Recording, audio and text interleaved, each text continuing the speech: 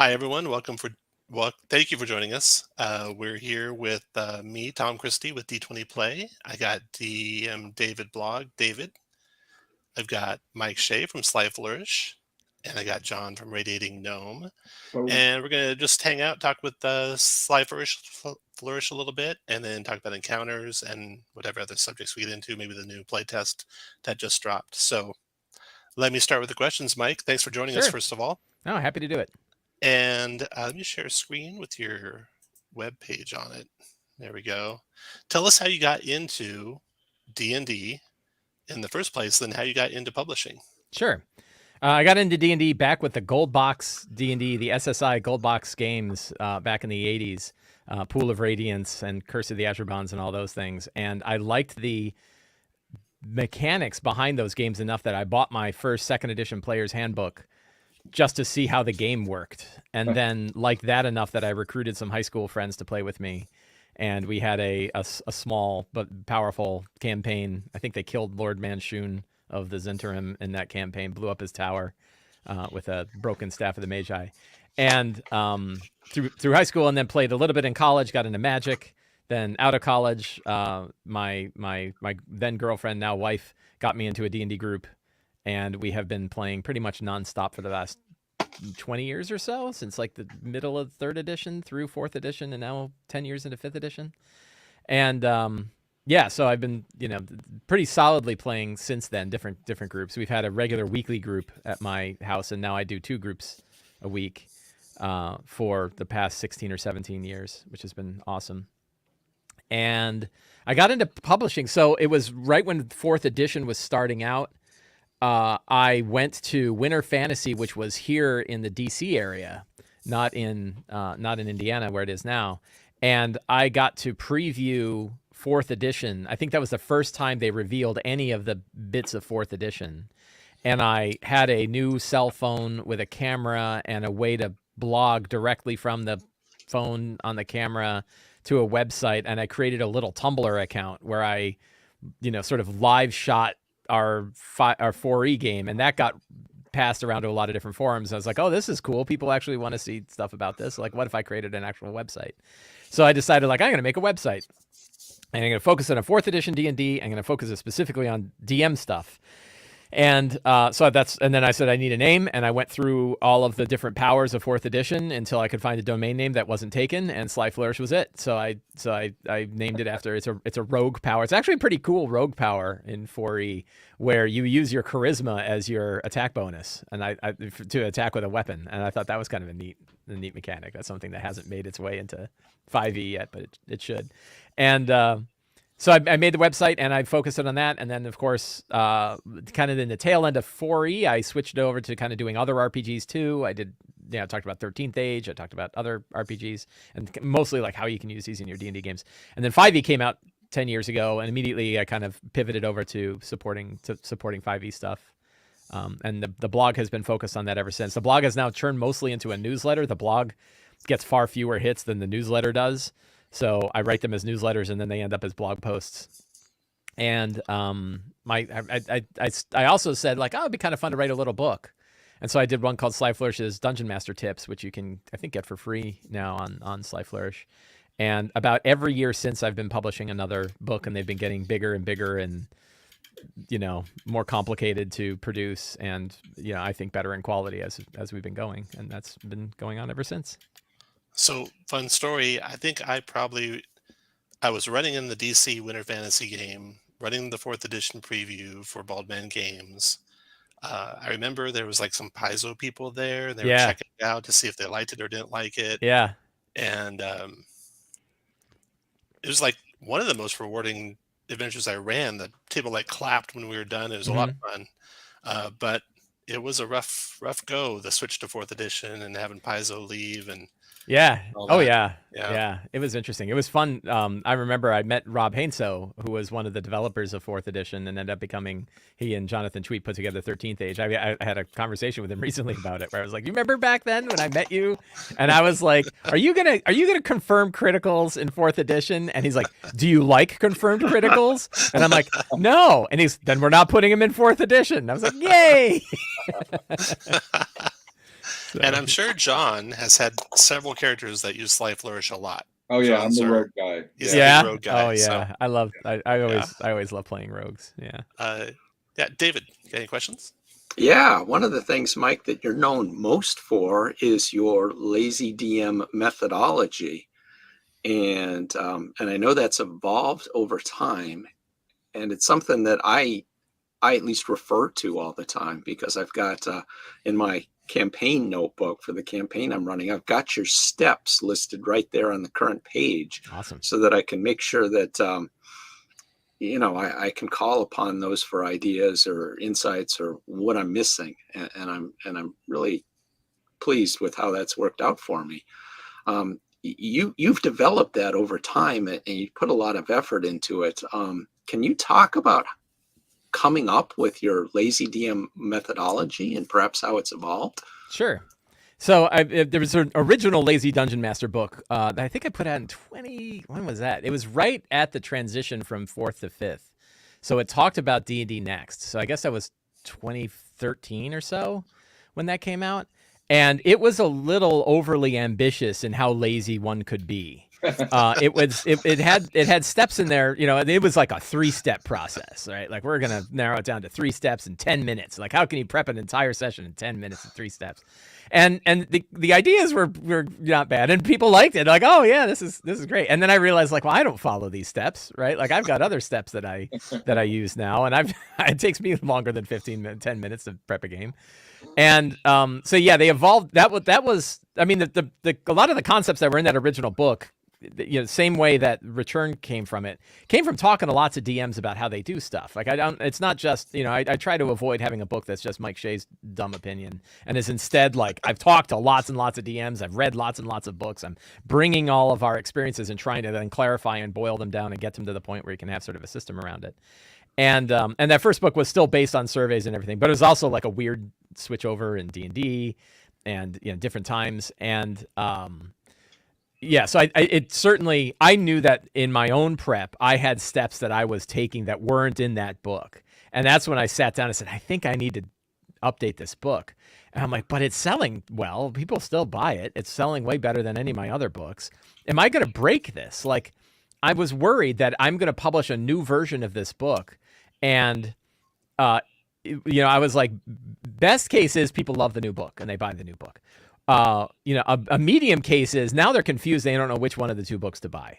And the worst case is now they don't buy any of them, right? Like, now they don't want it, I don't know which one he's going to buy, and why are we going to do this? So, but I was like, I really need to, because it's like, it just doesn't, I don't think the process has nearly worked. So I'll do it again. I also had kind of earned enough money from the other books that I could actually take a sabbatical from my day job and spend an entire month writing that book, studying the topic and writing that book. And I did a bunch of work ahead of time, but I wanted to really dive into this topic. I wanted to do like a PhD thesis on this topic and spend as much time as I could on it.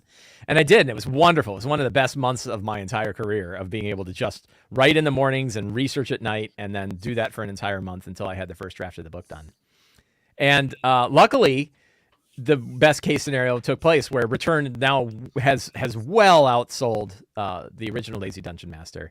And the other nice thing is, like, the steps, not, they work for me. I use them every week, right? And I haven't really deviated from them significantly in years now. And lots of other people have come back and said, yeah, I use these steps, or I use some of these steps. A lot of people are like, I like this one a lot. I don't really worry about these other ones. Or I do, I set up encounter. I don't separate monsters from locations. I just mash them up together in encounters. So everybody kind of has their style. But I think what really helped people was having something, right? Just having some kind of system.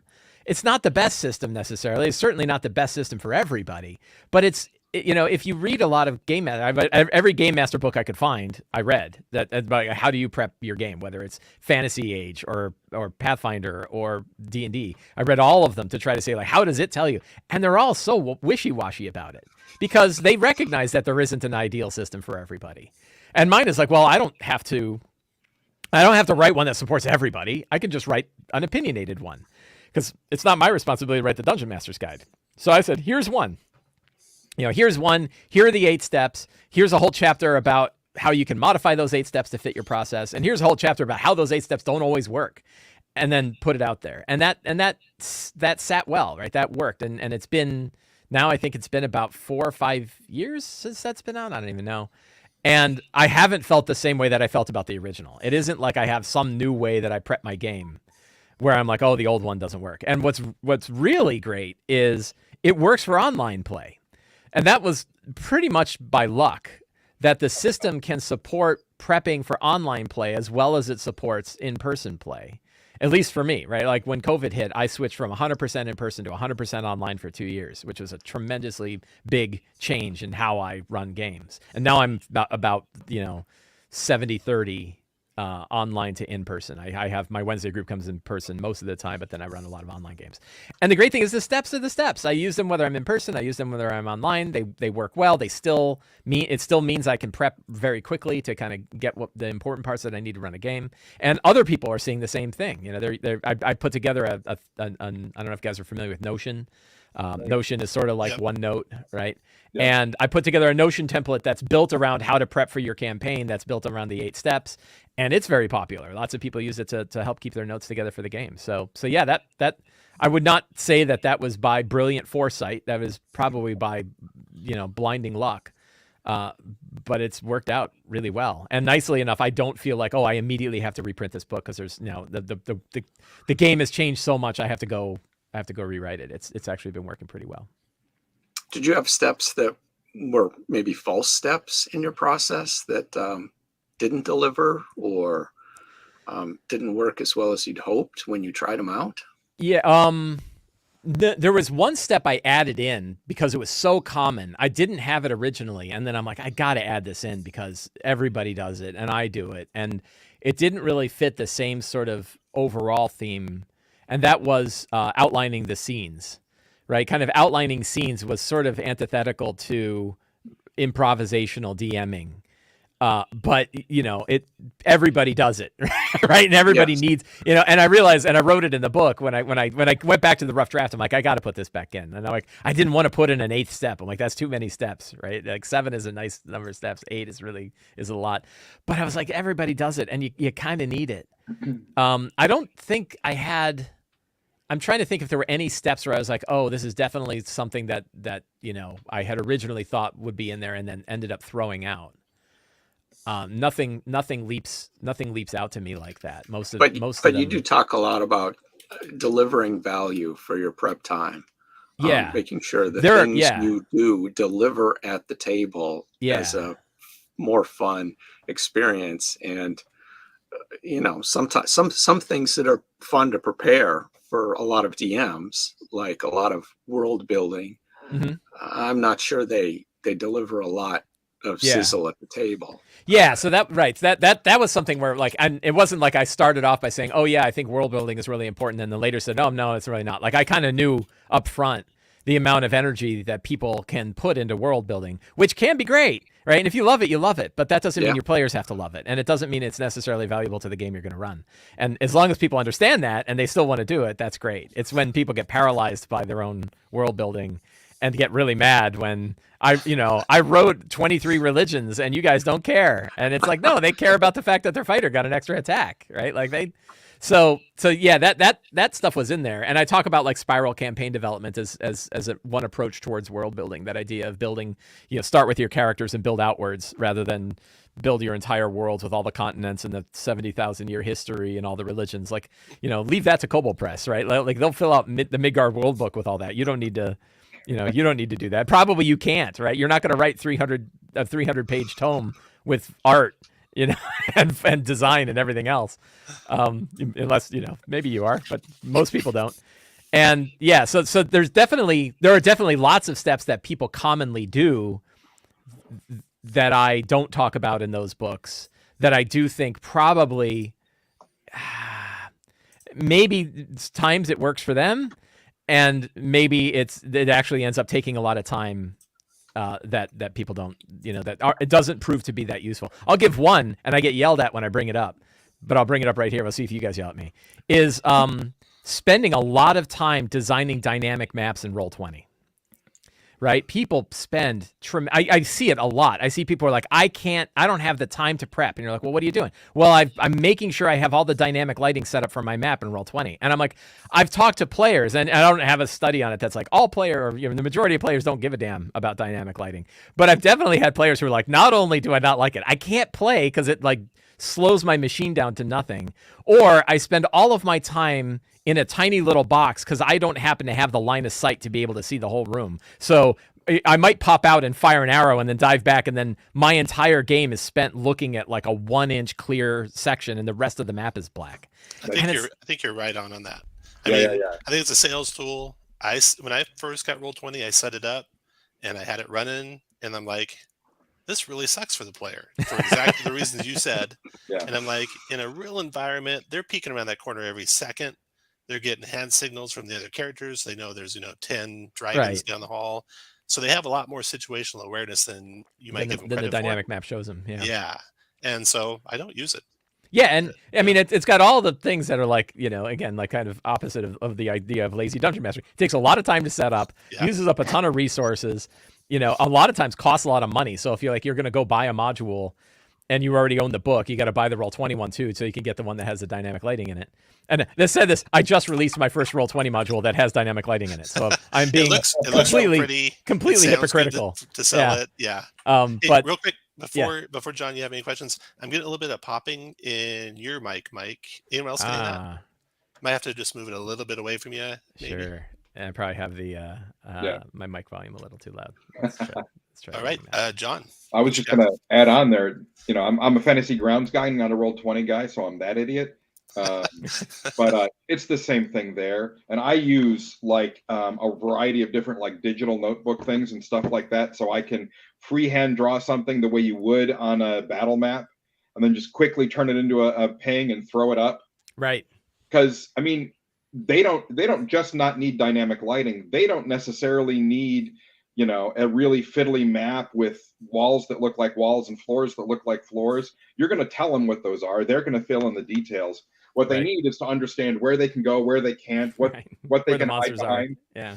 And if there's time, then sure, do it. But if there isn't time, then that's the first thing to go. Jettison that shit. Yeah, and is that if you have the time, is that really where you're going to get the best bang for your buck for the time that you're spending? Or would it be better to like look at the characters and be like, I wonder what kind of magic items they'd like? Like if you want to add joy to your game, think about the characters and think about the players and think about what you can give for them rather than, am I gonna spend a lot of time on mapping? One thing that kind of showed this to me, and I picked this up very early when I was doing online play, is I use I use Owlbear Rodeo for my maps. And Owlbear is a really, really lightweight VTT that is designed to just be as fast and easy as possible. And not only is it like faster, I can set up maps during a game. Like if I go like, oh, it turns out they're gonna have this thing, I can like whip the map up there, throw some, they have a Fog of War that's really easy to use, throw some generic tokens on there, and I'm ready to go. So like there is another way, and that doesn't spend. And if people are like, look, I like spending 3 hours working on my maps in Roll20, then you don't have a problem. You don't need me to tell you you're doing it wrong. But if there's people like, man, I am burning out, like, I can't run as many games as I want, or I'm burning out ahead of time because I'm not ready. It might be worth thinking about, which parts actually matter to getting your friends around the table and enjoying a game. Right, Tom. Don't listen to this. Keep preparing those gorgeous maps and tokens and everything else you do. My prep, it just fills my available time. Yeah. When I'm running a lot of stuff, my prep's real short. When I have 2 weeks before my next session, I prep the whole time. So yeah, I think I enjoy. And and that the prep then for us is sort of our hobby, our enjoyment. If we're doing it that way, it's our world building. Yep. But yeah, so Mike, you're the thing that always amuses me about you and your shtick online is that for all the talk about being a lazy DM, you are one of the least lazy content producers out there. Right. Like if you would just put this much effort into DMing, and my games would be really good. Yeah. So like you mentioned Owlbear Rodeo and stuff like that. You bring in a lot of tools. God, I'm stumbling over two different things. No, I want to go with the Notion thing. So you're using Notion. Notion now has Chat GPT. It does. Is it Chat GPT? I know it has AI stuff. I don't know what's backing it. Is it Yeah, backed I by think I ChatGPT? thought it was ChatGPT that I'd heard. Okay. I'm been using Obsidian. I bit on Yeah. Obsidian a couple Yep. of months ago, and so I was a Evernote guy before that. Yeah, But like, just a real funny story about that. So, it's a woman that I play with in my Sunday game who was telling us about Notion like 4 years ago, and she's like, "Oh, it's great. It's like you're building this wiki, and you really do it." And I'm like, "Yeah, that sounds great." And then eventually, I'm like, "I should try this out." And I tried it out. I'm like, "Wow, this is fantastic." And I did that, and now she's moved to Obsidian, and I'm still using Notion. And I'm like, what do you mean? Like, you're the one that got me into this, and I can't leave. Like, now there's all these people using the template. I can't just switch to Obsidian. But yeah, Obsidian. The number one thing I get from not critics exactly, but people, yeah, they kind of comment about Notion is, "Oh, have you tried Obsidian?" Because Obsidian is so good and has a lot of advantages. Yeah. yeah, well, I'm just a recent convert, so what the hell. Yeah. But so I work in higher ed, and so we're having tons and tons and tons of conversation about what AI means to instruction, what AI means for our future, and stuff like that. And I know it's a complete left turn here, but where do you see AI being supportive of gaming? Where do you see that sort of stuff happening? I have no idea. Right, like I couldn't. I'm playing with it, and we have like, the biggest thing I've done is our Discord, the Sly Flourish Discord server has a Chat GPT channel, or it's actually a thread where people talk about like their experiences and what they're trying, and it's very interesting to see how it's being used and what it can do. I heard a really funny story. MT Black, the publisher MT Black, spent some time with ChatGPT convincing it to run a D&D game for him. And then he was like going back and forth, and it was like doing a lot of stuff. It was really interesting. Like, it was way better than like most text-based sort of adventure games that you'd run. And then he's like, "I want to steal a pie." And it's like, ChatGPT will not authorize illegal activities that are going on. And I was like, holy cow, you just got X-carded by ChatGPT, right? Like, how cool is that? So, I don't think we know. I don't think anybody knows. Like, I don't know that anybody knows exactly where this is going to go.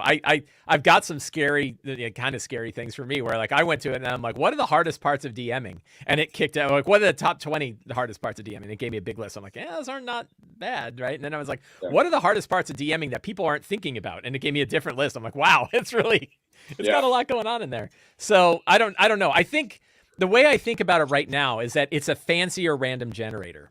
Yeah. That you can basically go to it and say, like, give me 20 interesting monuments somebody might find in a desert.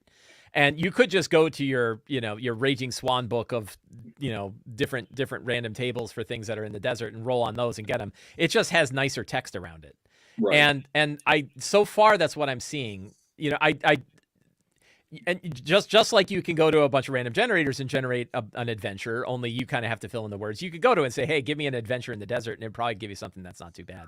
And you can say, "Give me a bunch," and I'll pick the one that I like the best. But that's kind of what you do with random tables too. So far, if I was going to simplify it, it would be that it's fancier natural language random tables. Right. I think it actually works better for stuff that we're doing than it seems to be working in the regular world, because like it can't be inaccurate in our stuff. Like if we're saying like, give us 20 random monuments, if it screws up and does a weird one, that's different than if you're like, well, name all of the presidents of the United States, and it forgets 3 of them. Right. Right. You can't be factually incorrect when there aren't facts in the first place. Yeah. So I think it has a lot of potential in our world. I see that it has been added to Notion. I haven't actually tried the Notion thing. I'll have to try that out. I'll try. There are certain areas where like generate me some NPCs that might exist in this thing. I bet you it would come up with some, but I also have my own little random generator where I generate NPCs, and I bet it's not different. So yeah, we'll see. The one that I tend to use more than a text-based one is some of the image generators. Yep. I find it's like, I want a goblin playing an accordion. Yeah, right. I can tell mid-journey that I need a goblin playing an accordion, and it'll give me like 4 options. And I need a rat folk lawyer sitting at a table in a bar. Yeah. Right. And then it gave me that, and he's got this suit and he looks all sinister. I'm like, well, he has 12 fingers on one hand, but other than that, it looks really good. Yeah, that's right. And then we're just like, his name 12 fingers, right? I'm pretty sure the AI is not getting it wrong. It's just showing us ricochet's. Yes. Yeah. Right. Every picture is of those. Right. Okay, so you got the new Kickstarter coming, Lazy DM's Forge of coming Foes. Wednesday. Tell us about that. Yeah, so myself and Scott Gray and Teo Sabadia partnered together to work on a book that helps DMs create, modify, ponder, and run monsters for 5e games. So we wanted this, you know, if you think of every monster book that you buy as a big basket of fish, we're giving you the fishing rod. Right, we're giving you the thing to help show you how to do that, and also keeping in mind that we're all very busy. How can you do it quickly? So can we make it that it's actually faster for you to build a monster than it is for you to go look up a monster in your existing monster books? But even better, can you take all of those monster books you have and multiply them out by offering options that let you modify the monsters that are in them? So very quick, like little templates that you can add to a monster to give it different kinds of attacks, different ways to flavor them. So it's everything from, building monsters from nothing to taking the monsters that you've got and adding new features to them to make them behave differently. And then a whole bunch of essays about how best to operate monsters in the games that you run. And what's really neat is, Teos and Scott and I all have different opinions about this.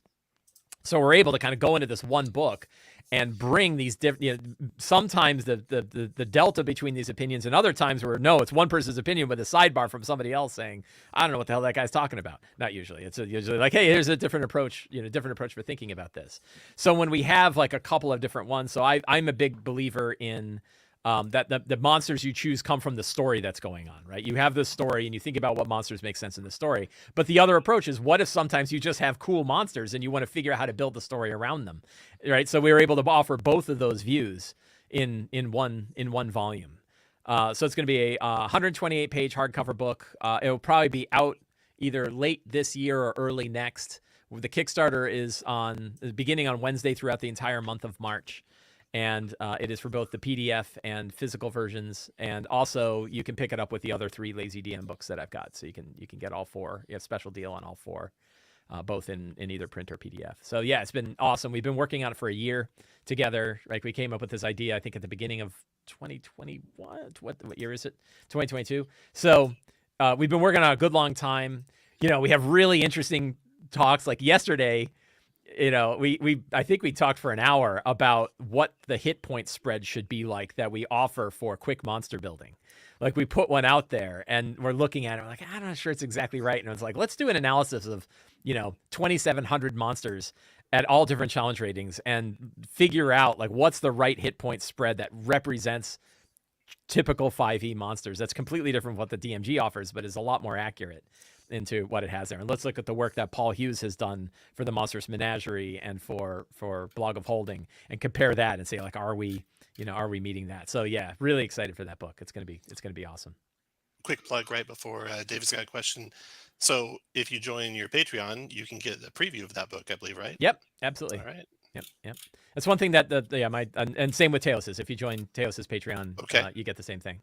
So yeah, one of the things that's been really helpful and successful for me has been having patrons of Sly Flourish get to see the material as I'm creating it early. And I did that for the Lazy DMs companion, and it worked out really, really well, I think, for everybody. Like, patrons, every month they got to see 2 or 3 new pages of material that was coming out for the book. They got to look at it, they got to try it, they would come back with feedback. It wasn't direct play testing, but it was a lot of like, oh, well, what if you did it this way? It's like, oh, let's do that too.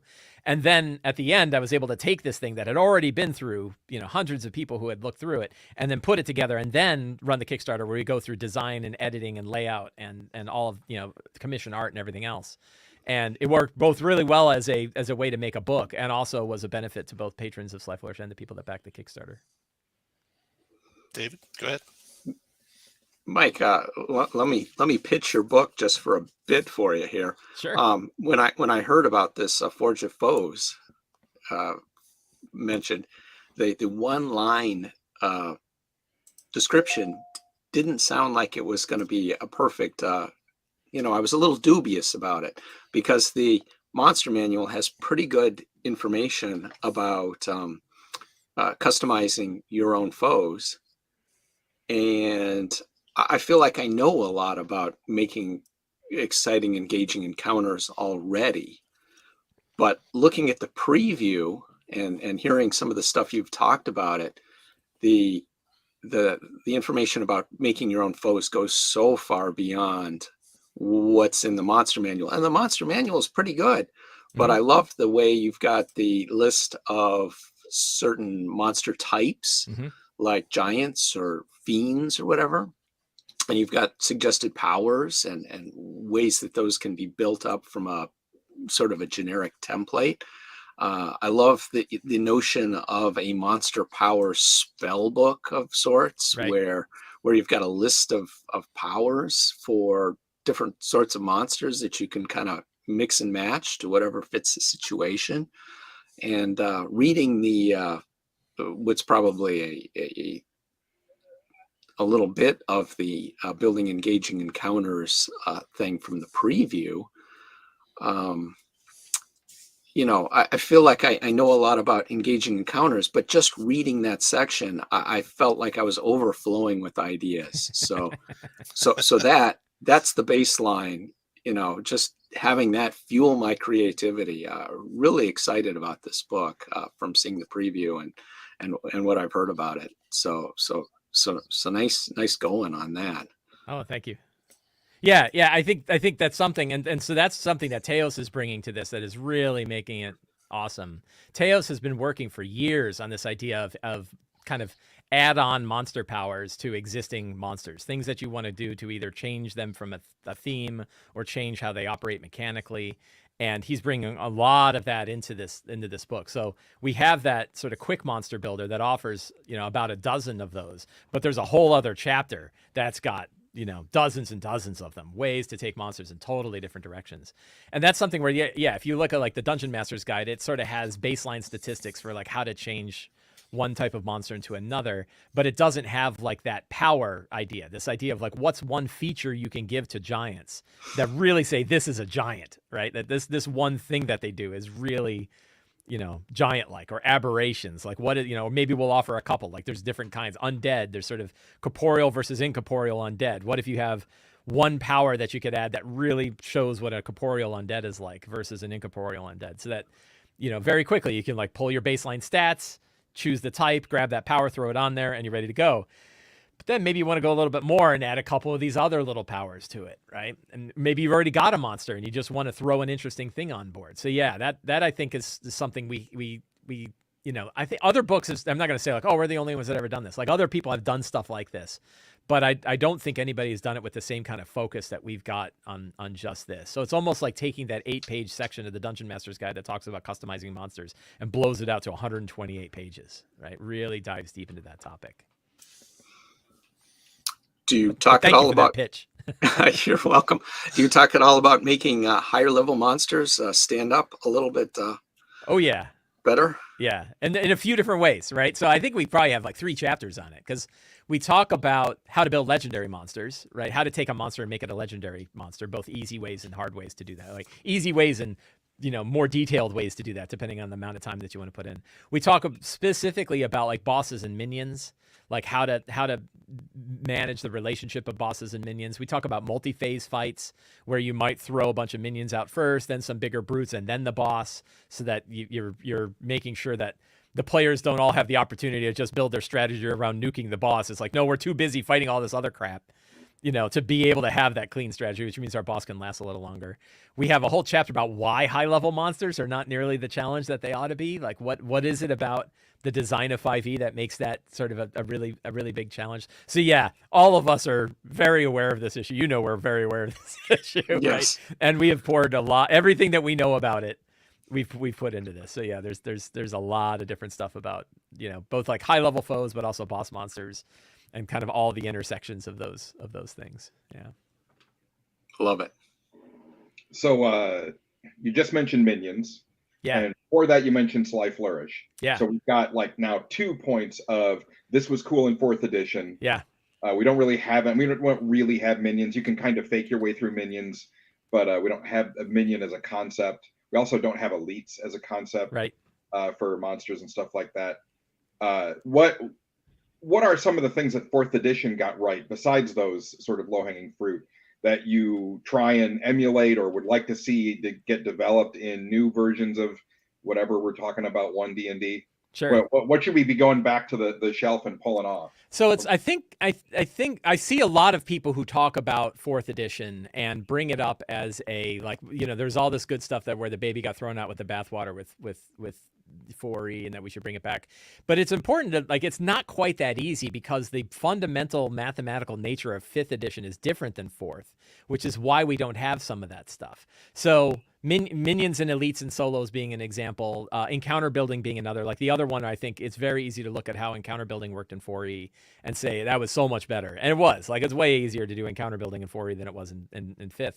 But the reason for that is the shallow curve of the math of 5E doesn't really fit that same style.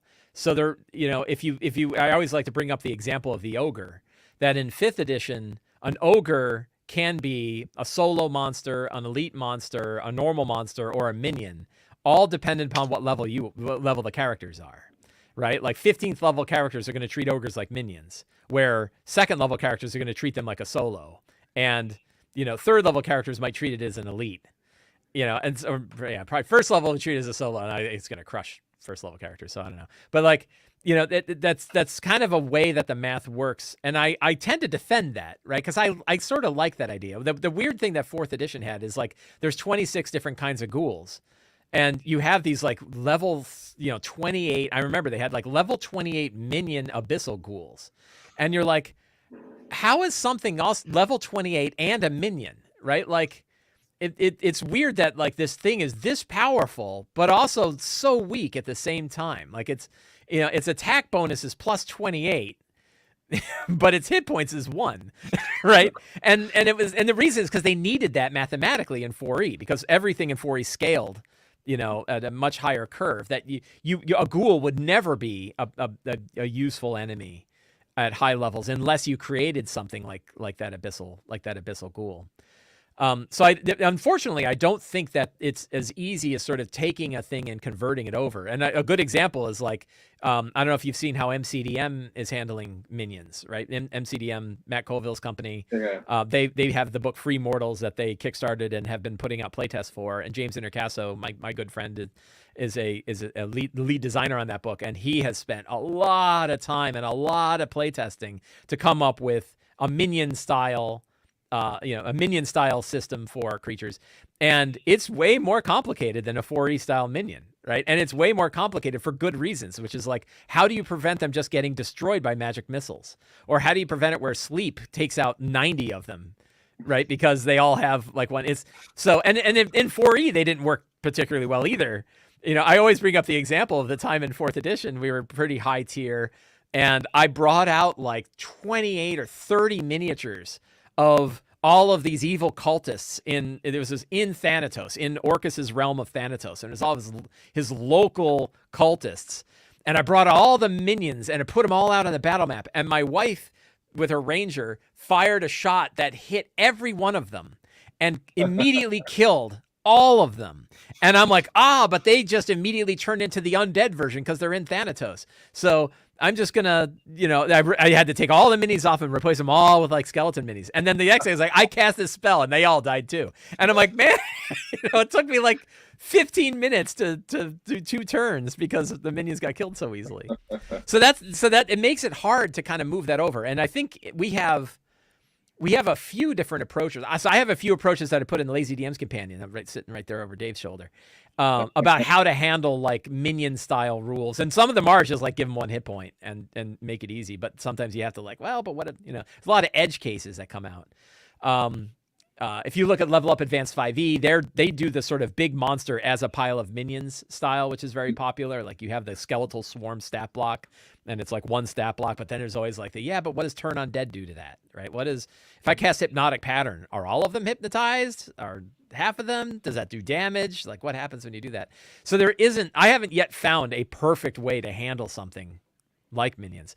As far as, like, other things to bring from 4th edition over, that's really hard, because I to be totally honest, like, I like 5th edition way more than I liked 4th, right? Like, I'm much happier with 5th edition. I loved 4th. I played the hell out of it. I wrote books about it. I designed monsters for Wizards of the Coast. I have a bunch of articles I wrote for Wizards of the Coast about 4th edition stuff. So I clearly loved it.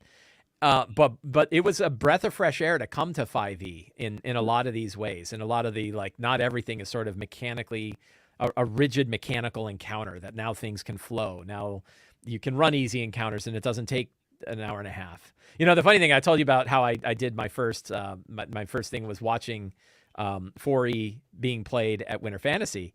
And I remember, like, in my review, which I went and grabbed the text, because like, this is kind of, I was like, wow, battles take a long time. Right. And it was like, within the first playtest, I identified the #1 problem that the system had the entire time it was there. Right. And like, I must have 30 articles on Sly Flourish about how to try to speed up fights in 4th edition. And so did everybody else, because like, it didn't matter. The minute the minute the minis hit the table, it was an hour and a half. Yeah. Now I'm sure there's about 50 people like, no, I have a real fast approach. I'm like, good for you. I didn't. Right. I didn't. And I can tell you many people didn't. Right. It definitely took a long time. You're muted, Tom.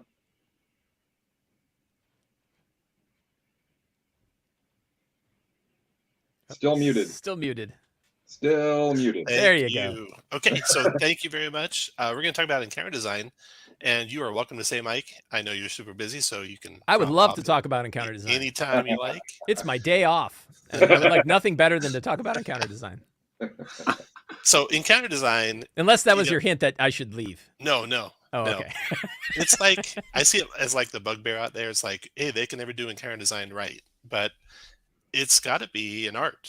It always will be an art. I don't think it'll ever not be an art. So it's like, what level do you design encounters for? The group that's just having fun and role playing some characters and aren't playing tactically and aren't focusing fire. That's a much lower bar than the group that's, you know, super tactical and they take out one monster at a time and only one monster at a time. And it's like, they have the paladin in the party and they have the healer feat in the party and the leader feat in the party. And so they got death ward on everyone. Mm-hmm. Totally different encounter design. So what are your kind of thoughts on encounter design? I have a 4-word solution. Are you ready? 4 words that will just remove the whole problem. Don't worry about it. Right? Like, I think we hang on too tight. Right. And I think a lot of it comes from like 3rd edition and 4th edition style encounter building, where like you did spend a lot of time balancing encounters. Do I have my strikers, my controllers, my artillery, and my brutes? And are they set up the right way so that this encounter will be the kind of way it's supposed to play out so that it plays out in the other direction? And that was one of those things where like it doesn't have to be that way. And 5th edition, I don't think really works well trying to hang on to that sort of style. And a lot of people still do it that way. And when, you know, I quip about like, well, don't worry about it. But like, if you talk to him, like, Chris Perkins has said, don't worry about it. Right. Like the designers of the game have said, don't worry about it. And so the way I approach it, and I have come up with, I don't know how many different ways to handle encounter building, because it is one of the weakest parts of 5th edition. Like, to me, there are like 2 big problems that I run into that I've not found a great solution for. One of them is encounter building, and the second one is effective theater of the mind combat. And I've written so many words about both of these that, you know, I don't know, but I've come to some that I've like through experimentation and through trying and through a lot of research on like what works. And the approach that I take now is the #1 is that you choose the monsters that make sense for the story. So if it's 50 minions, you put 50 minions. If it's 2, like even if your characters are 17th level and they're walking through a city and they get jumped by some brigands, those brigands shouldn't be like CR 22 swashbucklers. They should be 2 CR 1/4 or 1/8 brigands, right? Because that's what makes sense for the story. And it's so much more fun when your 17th level characters face 2 CR 1/8 brigands that are really pompous and really think that they're going to take the characters, right? Like now it becomes a role-playing scene more than an encounter. But it's really fun. And I've not had any players who are like, this is boring. It's like, no, because we can just do anything to them. They're dead. So, you know, like I have auras that will kill them. So, right. So that idea of like, you pick the monsters that make sense given the situation that's going on in the game, given the story that's going on in the game. And then I have this other thing, which is like, yeah, but sometimes you want to make sure you're not going to inadvertently wipe out the characters. So then what's some quick math that you can do in your head to help you determine whether or not you're in the red zone, right? That if you think of like you have your encounter tachometer, you know, have you gone over into the red zone? And to me, that the kind of one sentence description of that is an encounter may be deadly. Thank you for having it on the screen so I can just read it. An encounter may be deadly if the sum total of monster challenge ratings is greater than 1/4 of the sum total of character levels, or 1/2 if they're above 4th level. So you would basically look, after you've already chosen the monsters that make sense for the situation, you then add up all of the CRs of the monsters.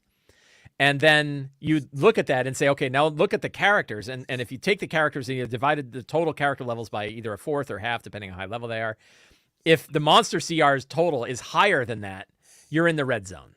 Doesn't mean it's going to be a TPK. I've done double that and had them survive for the reasons that you bring up. There's lots of circumstantial things that can change things. But I like to know where I'm at. And at least if I go, oh, this is in the red zone, I should have an idea about what happens if this turns into a TPK. Do they get captured? Do they wake up in Thanatos, resurrected by a dark priest? Like, what are the things that are going to happen if it turns into one? Am I ready for that? I think that's that's super important that a lot of DMs don't think about. You want to be able to go into the encounter knowing, okay, they could die here, or they could be overpowered here. What am I going to do? Will they be captured? What will happen? Because too often DMs get into a situation where they've got too much, the party's going to lose, then they take their foot off the pedal. Yeah. And that really feels bad for the players because they know. If they can tell. They know you did it. Right. Yeah. Right. But if you can keep your foot on the pedal and it becomes just a life and death battle and it's high stakes, the party knows you're doing it, and they're like, we're all going to die here. And if they somehow live, that's awesome. Or if they get captured, so be it. I've had whole campaigns planned if the characters wipe out. Like how, it'll be 2 years later and they'll be resurrected in a charnel pit, and they'll find out the villain has well won. And now it's about a resistance instead of stopping them, right? And then they're like, oh, and I'm sad because then they survived and I didn't get to run my whole other campaign. So that I have come to this benchmark, as I put it, and I tried to think of it like it's a loose benchmark. And the important thing about it is, no matter how much time you spend on the actual math of encounter building, it's never going to be right. It's always going to be off in one direction or another. That you're going to have, because of all those things. There's a whole list of reasons, right? That synergy between the characters, the class makeup of the characters, the magic items they have, how experienced the players are, how tactical the players are they rested or not? What are the environmental circumstances that change it? There's so many of these, the synergy of the monsters versus the synergy of the characters. So many different variables that are going to have a way bigger impact than like the exact number of monsters or the challenge rating of those monsters or all these other little small things that encounter building takes into play. That because it's already too hard to try to do any math, then let's make the math as simple as possible. And that idea of just like take the total of character levels and either divide it by 4, divide it by 2, and that gives you what your benchmark is. Then add all the CRs of the monsters, and that tells you whether you're above or below, and by how much. And like I said, there are times where it's been like 2.5 times, right? Where I'm like, way over, but I'm like, but the circumstances are going to be okay because like not all those monsters are showing up at once, or some of them are busy with something else, or the characters have this clear advantage, so it's going to be okay. Yeah.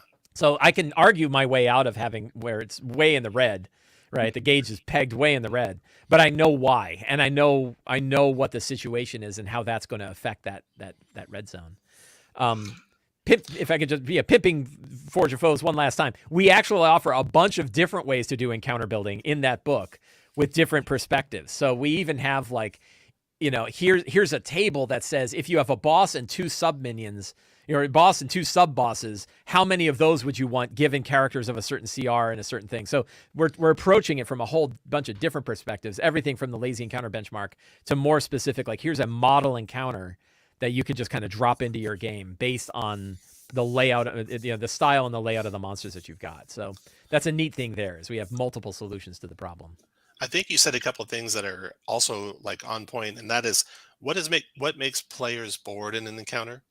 If they're killing people left and right, they don't get real bored, even if it's easy.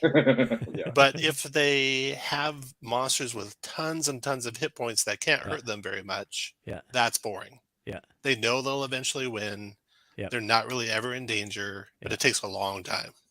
So I think you can go 2 ways. You can go, it's overpowered and we're going to die, or we're killing everything. Boring. It's a slog. Yeah. And they're having fun. Yeah. And so one of the other things that I kind of put in place with the lazy encounter benchmark is this concept that I call like monster dials, right? Or the dials of monster difficulty. And I sort of keep 4 of them in my mind at any given time. The number of monsters, the number of hit points that those monsters have, the amount of hit points those monsters have, how many attacks they do, and how much damage they do. And I see these as dials that we can use. And I know like this is a controversial thing. I see these as dials that we can turn to make sure that the game is fun.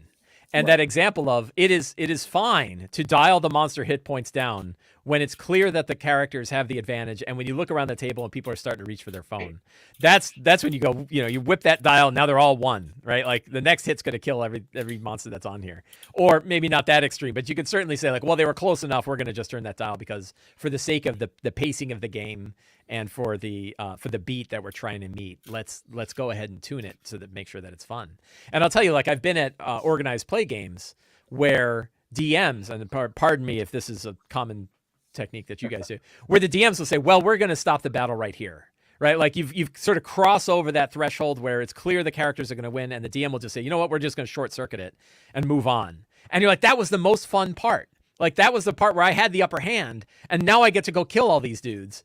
And now is when you're pulling the rug out. Better is turn all those dials and let me just kill them, right? Like you can still do it very quickly. Yeah, that's great advice. Yeah. And you're not meddling with the, you're not with that turning all the dials to 0. You're not really meddling with taking control of the narrative and robbing the players of their agency, because you already know how the fight is going to be. Right. You're just short-circuiting the bit at the end. Yeah. But you're 100% right. Don't call a fight. You can turn the dials so it ends. Yeah. But if you call it, it seems anticlimactic. You're robbing your players of the victory that they feel like they've earned. Plus, as DMs, we tend to forget how much or how little information the players actually have. A fight that seems like to us as the DM running it seems like us like it's done. We know what's going to happen. To the players, it can still seem completely uncertain, and you don't want to short circuit that. But I wanted to circle back just for a minute to that bit about the monsters, picking monsters that fit the situation, and one of the things that I want to mention, and I want to mention it a little bit because it calls on a story from an adventure that I once ran at a convention, and that I think you probably played at the same convention, is that if the monsters that fit the situation seem too strong or too weak, that can be a symptom that the situation doesn't fit the heroes and the tier of the adventure. So the example that I have is I once ran, and you once played an adventure where a master thief and a swashbuckler and a bunch of other high-level foes were robbing a dress barn. Yep. In a not a dress barn, a dress shop. Dress shop, yeah. in a city. Yeah. And I felt bad about running this adventure because what are these? You've got these tier 2, maybe it was tier 3 heroes, defending this dress barn, this dress shop. Master thieves and swashbucklers. Yeah. I use that as an example all the time. I have two examples of this, and I love them both. And that was one where we're going to stop the big bad, and we see these people robbing a dress shop, and it was 2 master thieves and 3 swashbucklers. So you guys have nothing better to do. You should have armies of dudes working for you. Why are you out in this? And it's because it was challenge rating appropriate, right? That was it was an AL adventure, and that's challenge rating appropriate. But the other example I bring up is the opposite. And Dave, you and I played this game too, and that was James Intercasso's planet invasion of the planet of Tarrasques. And there's that great scene where you're fighting 2 Tarrasques simultaneously in Waterdeep, and nearby are a bunch of bandits robbing a shop. And it's do I keep fighting these Tarrasques or go stop those bandits from raiding the shop? And all I remember is my dude at that point had completely stripped off all of his armor because he was getting hit anyway. It was getting hit. So I'm just in my tighty whities with a greatsword. and I'm standing on a beheaded Tarrasque yelling at those guys like, "You too!" And they're going, I'm like, "Watch it! Like I'm watching you too!" Right? And I think there's a point in that adventure where you have to rescue a cat. Like a woman's like, "My baby's in that building. Go save my baby," and you go up and it's a cat that's like clawing your eyes out while you're trying to get it out of the thing. So it's like, and I was like, that was an example where like he put 2 CR-18 bandits in the same encounter as 2 Tarrasques. And it fits the situation, right? Like the people that would be raiding the thing are 2 bandits. And so I was like, don't be afraid of putting 2 bandits anywhere. It turns into a role-playing situation, and Right. it can be a lot of fun. Right. It's just it's a gas. Yeah. Yeah. All right. I'm going to share another screen here. Let me share this tab instead. Turn it on the screen here. So this is the encounter builder that's built into D&D Beyond. And I did what your old advice used to say. I have 8th level characters, 4 of them. So I should be a CR 11 or 12. And that's right on the deadly line. And then 16 would be even more deadly. But when I'm doing encounters and I'm getting ready to run, usually every encounter I prep is either very difficult or deadly. Mhm. So I think the advice is like right on. Well, let me make sure I'm understanding. So you've got 4 8th level characters. 4 8th level characters, that'd So be yeah, so the 16 or less, right? The lazy benchmark would say that if you summed up all of the monster CRs, if you're above 16, you're in the red zone. Yeah. Yeah. And it used to be if you're above the CR +3 or the level +3 of a 4-person party. So right? one thing I think is important to mention is that benchmark doesn't work well for single monsters versus a group. Yeah. But there is another benchmark that Paul Hughes came up with from the Monstrous Menagerie. He runs Blog of Holding. He thinks more about monsters than anybody I know. And his is that a single monster shouldn't be greater than 50% higher than the average party level. So that brings up that 12, like a CR 12 would be there. Yeah, that's about where I would stop, or where you advise to stop. Yeah. And also, this is kind of a bullshit answer, but the lazy encounter benchmark is saying like it could be potentially deadly. That doesn't mean it's not potentially deadly below that. Right. So, there could be circumstances where it's saying you're definitely in the red. You might still be in the red, but really I think you're really only going to be in the red when you're below level 5. Like level 5 characters and above have so many resources available to them that almost certainly they can take on encounters that are by the monster math, by the DMG math. Yeah. Hard. They can almost always take those on. There's also an interesting thing. Teos brought this up, and we spent a lot of time talking about this for Forge of Foes, which is you looking at the definition of what easy, medium, hard, and deadly mean for Wizards of the Coast in the Dungeon Master's Guide is pretty shocking. Because to them, deadly means one of the characters might drop to 0. Yeah. Might drop. And I'm like, that isn't deadly is TPK. Right. Like to me, a deadly means that multiple characters will die. Right. Yeah. And so their definitions, like hard means you've burned some resources, but nobody was really under that much threat. And you're like, that sounds like medium to me. So we actually have new definitions that fit Forge of Foes that talk about what easy, medium, hard, and deadly actually are to try for us, right? To try to determine, to try to fit, which means all of our encounter math is a little harder because all of our definitions of what those mean are also a little harder. One of the idiosyncratic bits about the 5th edition rules is that it's easier. It's more likely that a fight will end in a TPK than it will end with one player dead.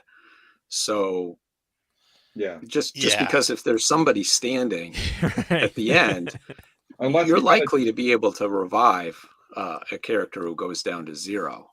And the system makes it pretty hard for somebody to go to 0 to dead. Yeah, unless you're hitting like power word kills and stuff like that. But then they get revivified right away. Yeah. Or the DM takes the trouble of having the monsters actually stand there and actually finish somebody. Coup de grace them. It's never happened. Make sure your table's ready for that. I love.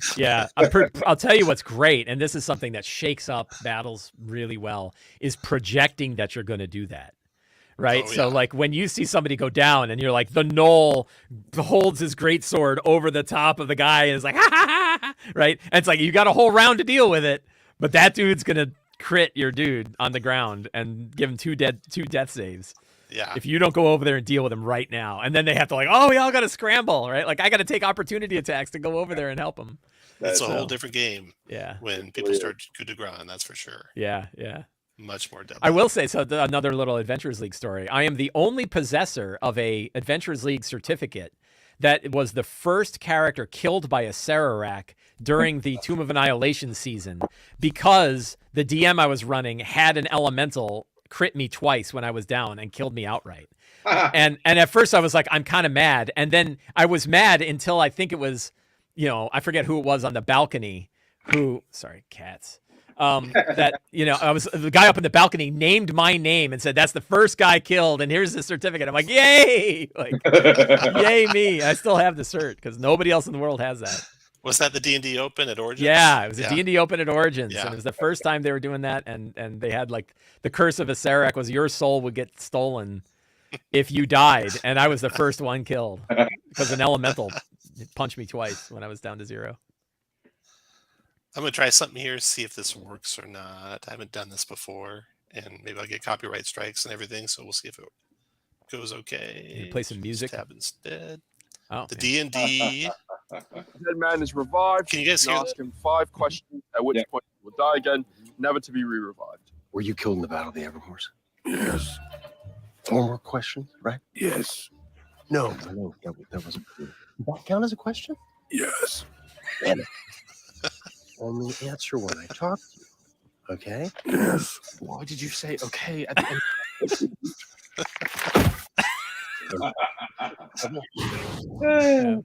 I Chris hope. Pine's great because he feels like anyone playing D&D for the first time. Yeah, that's perfect. Right, like a DM would love that situation. Yeah. It's such a classic D&D scene. I hope the movie is as good as that scene. Yes. Like I hope that wasn't it. Right? Like, Uh-oh. Let's see here. I got music coming from somewhere, and I don't know where it's coming from. That's always the worst. uh-oh. There we go. Got it fixed. Okay. I just want to plug real quick another thing. So I ran the first keys from the Golden Vault adventure, and my friends over at Heroic Maps, let me share this tab. They've done some maps for the adventure. So speaking of not prepping too much and not drawing really cool maps, these are out there. They're available for Roll20. They have the built-in dynamic lighting, which I don't use, but they got all that, and they're just fantastic maps. They have day version, night version, everything was wrong version, all ready for you. They have special extra things that they add in there,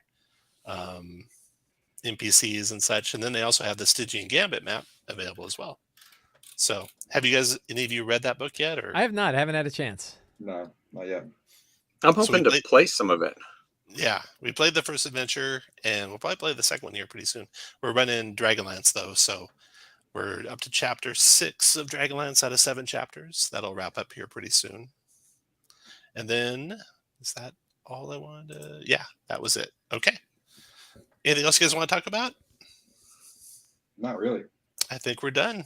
Thanks so much for joining us, Mike. Where can we find your work? Slyflourish.com. Everything is linked off that homepage. All the stuff that I make you can find off of that website. So that's awesome.